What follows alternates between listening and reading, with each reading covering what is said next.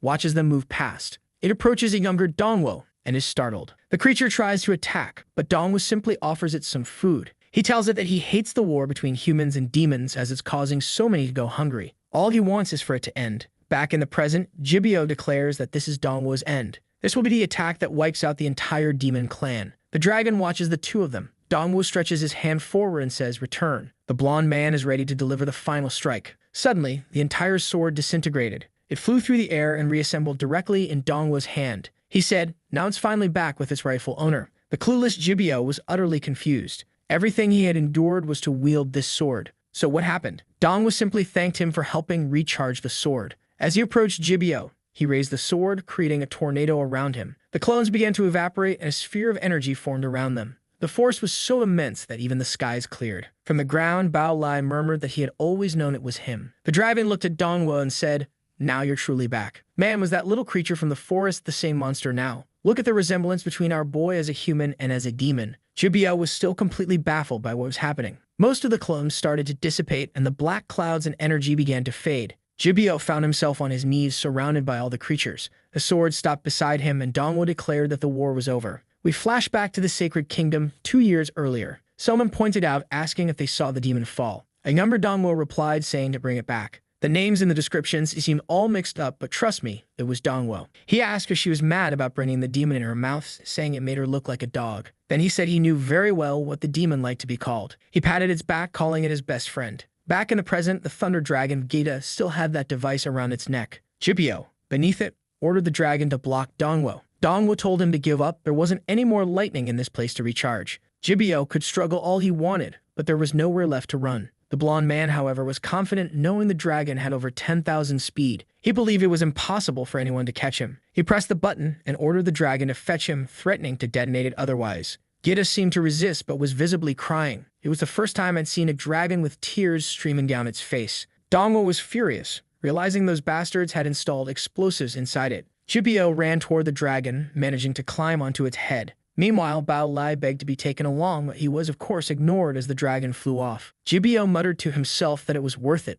In the end, he was still leaving with the magic core. Wei Ming commented that at this rate, Jibio would manage to escape. Wu Ming looked at Dongwo and remarked that something seemed to be on his mind. Dongwo was considering giving up. He thought there was no chance of capturing Jibio without risking Gaeta's life. This left him disheartened until he heard a voice in his head. Someone told him they believed in him. It was the dragon's voice saying it trusted him, so there was no reason for hesitation. Jibio struggled to hold onto the dragon, which asked Dongwo if he remembered the game they used to play. Then it lunged to bite Jibio, catching him midair. With Jibio in its mouth, the dragon told Dongwo that it was his turn now. It turned back toward Dongwo, who steeled his expression and prepared the sword. Jibio, still in the dragon's mouth, yelled not to blame him. He activated the self-destruct device, declaring that at the very least, he would die there. The self-destruct countdown ticked from 83% to 90%. Dongwo observed as it reached 97%. At 99.5%, he delivered a precise slash, destroying the device around the dragon's neck. The dragon managed to land safely. The demons were still frozen in fear. The fool Bao Lai was still trying to comprehend why everything was going so wrong. As the smoke cleared, Jibio lay in a pool of blood. Slowly, Dongwo approached.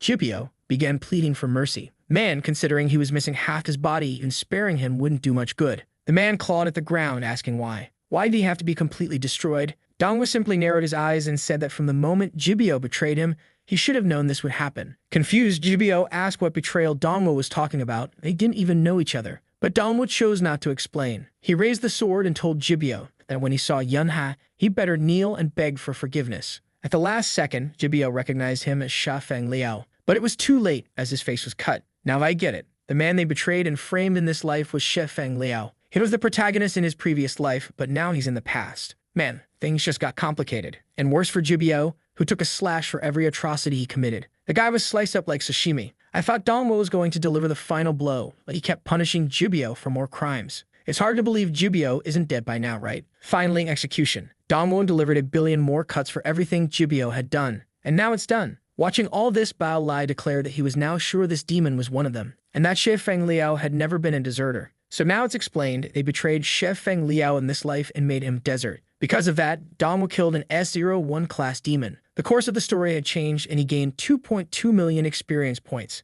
But then comes a plot twist. The scene shifts to a girl looking at a guy in a capsule. She says that now things were being completed. She mentioned that the weapon, the equipment, and the dragon had apparently all returned to him. The only thing missing was the woman. Man, she's really eager, and the girl is putting in the effort. The scene then shifts to the human base with someone saying they've received a message from the army. Unit 511 had been completely defeated, and Jinbyo had sacrificed himself. That old man there is Sin Cheng of the Divine Legion and was Jinbyo's father. Sin Cheng must be the most Chinese name I've ever seen in my life. The old man asks if they found the body, and the people say unfortunately not. He then says to prepare a national funeral with an empty coffin. The message was to be sent to everyone that his son had died honorably on the battlefield. He continues fishing while someone behind him is clenching their fists. It's Xinling Jinbyo's sister, who says that damn Yun Kingdom, she would make sure to kill everyone who lived there. The scene then shifts to a somewhat Arabian city. Inside the castle of the Wind Kingdom, a horn guy says that this letter came from the Conference of Alliances and asks His Majesty has chosen the representative. This guy is the king of the Wind Kingdom named Mo Fang. He knows that this Conference of Alliances is just a public humiliation for small nations like his. He then says that his city can barely produce rank talents, and every time they send people, few return. But the guy completely ignores this and just asks if he has already decided. The man begins to transform, and Mo Fang asks for 2 days to choose the people.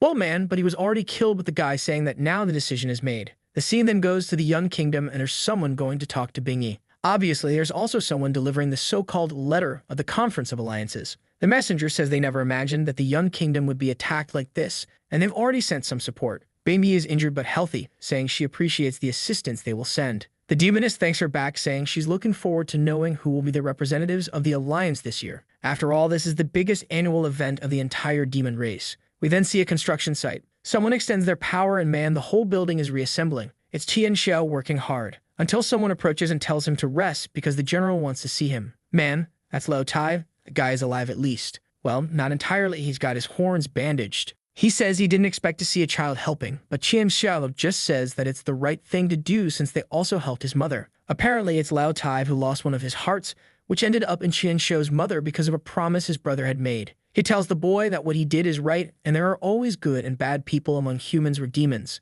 But karma doesn't see differences between races. Lao Tai asks to be forgiven, saying he swears never to attack this place again. But too late, friend, you became the dog's meal. Lao Tai apologizes for the false promises his brother made and says there's no reason to care about his death. But Qian Xiao says that's not true. His brother was really scary, but he remembers very well how he acted when the humans invaded the city. The big guy told the kid to run. The heart had already been removed from his body, and he didn't want it to be wasted. The problem was that in the middle of the escape, they encountered the bastard. That's when the big guy told him to take that heart that would be delivered to his mother and disappear from that place. He swore he would stay there to at least buy him some time. That's what Tian Xiao tells Lao Tai, that in his last moments, his brother was a savior. Lao Tai stays silent for a second and then laughs. He then cries, saying he never understood anything. In the end, his brother hadn't changed at all since they were children. On top of the walls, Wei Ming tells Dongwu that now he is the most powerful person in the Yun Kingdom. And because of that, by a unanimous decision of the 3 generals, the rarest artifact would be given to him. That would not only have the capacity to elevate him to rank S, but also grant extraordinary abilities.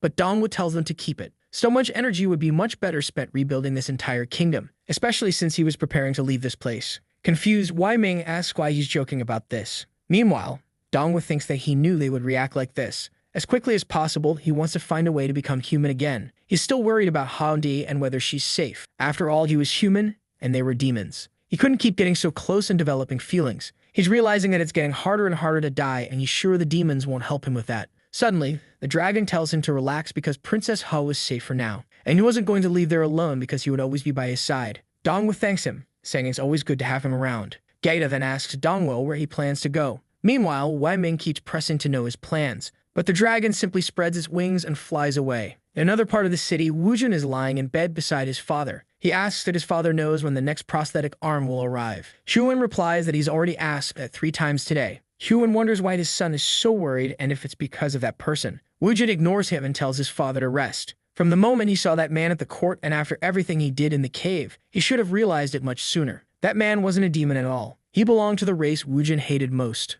In another part of the mountains, the system window displays the same message, stating that the only way to become human again is to die. Dongwu tells Gaeta that, unfortunately, no matter how many times he tries, that's the only answer. The problem is that with his current power and abilities, it's far too difficult for anyone to kill him. He needs to find someone above rank S with an ability to kill him instantly. But even in his past life, the only time he encountered something like that was in the Demon Tower. He mentions to Jada that there's one solution, but it requires him to remember that he's just a contracted beast. Thinking of a way to help kill his master makes him feel bad.